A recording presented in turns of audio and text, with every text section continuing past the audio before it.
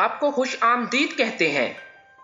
कदीम जमाने में एक रईस की बेटी घुड़सवारी के दौरान घोड़े से नीचे गिर गई और उसके कूल्हे की हड्डी अपने बन से जुदा हो गई। लड़की के बाप ने बहुत से हकीमों से इलाज करवाने की कोशिश की कि हड्डी को वापस अपनी जगह पर बिठाएं, मगर मुसीबत यह थी कि लड़की किसी हकीम को अपना जिस्म छूने की इजाजत नहीं देती थी। बाप ने बहुत इसरार किया कि शरीयत ने मजबूरी में और इलाज के सिलसिले में इसकी इजाजत दी है, लेकिन बेटी किसी तरह राजी नहीं हो रही थी और दिन ब दिन कमजोर होती जा रही थी। आखिर लोगों ने मशवरा दिया कि शहर से बाहर एक बहुत हाजिर हकीम रहते हैं, उनसे मशवरा कर लें।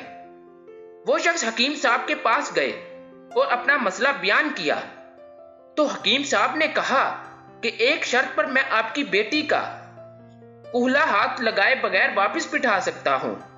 वो शख्स कहने लगा कि जो भी शर्त हो वो कबूल करने पर आमादा है। हकीम ने कहा कि शर्त यह है कि एक बहुत मोटी ताजी गाय मेरे लिए ला दो तो मैं इलाज कर दूंगा आपकी बेटी का। वो शख्स बहुत भारी कीमत पर शहर की सबसे तनोमंद गायें खरीदकर हकीम साहब के घर ले गए। हकीम साहब ने कहा कि आप अपनी बेटी को परसों अपने साथ ले आएं, उसी दिन अल्लाह के हुक्म से इसका इलाज कर दूंगा।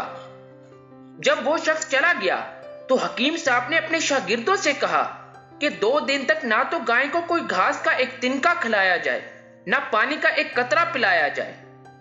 शागिर्द हैरान हुए कि इतनी तनोमंद गायें 2 दिन में भूख और प्यास से मर ना जाए, लेकिन चूंकि उस्ताद का हुक्म था इसलिए तामील के सिवा कोई चारा ना था। 2 दिन तक गायें भूख और प्यास की शिद्दत से बहुत कमजोर हो गई। दोपहर के वक्त वादे के मुताबिक वो शख्स अपनी बेटी को चारपाई पर डालकर हकीम साहब के पास ले आया। हकीम ने लड़की के वालिद से कहा कि अपनी बेटी को गाय की पीठ पर बिठा ले।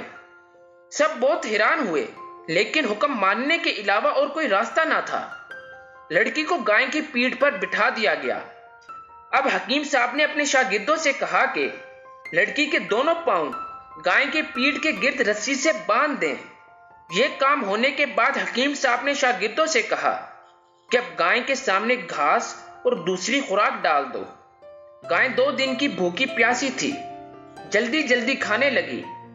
हकीम साहब ने उसके सामने पानी की बड़ी सी बाल्टी में बहुत सा नमक डालकर रख दिया और गाय तेजी से पानी पीने लगी।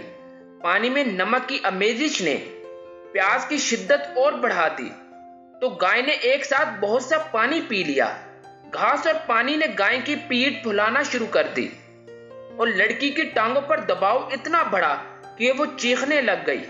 अचानक खड़ाक की आवाज आई और लड़की शिद्दत दर्द से बेहोश हो गई।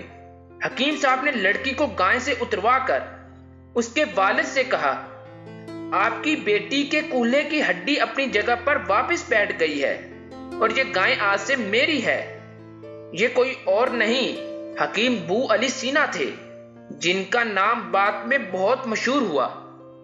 मजीद ऐसी वीडियोस के लिए हमारे चैनल को सब्सक्राइब करें।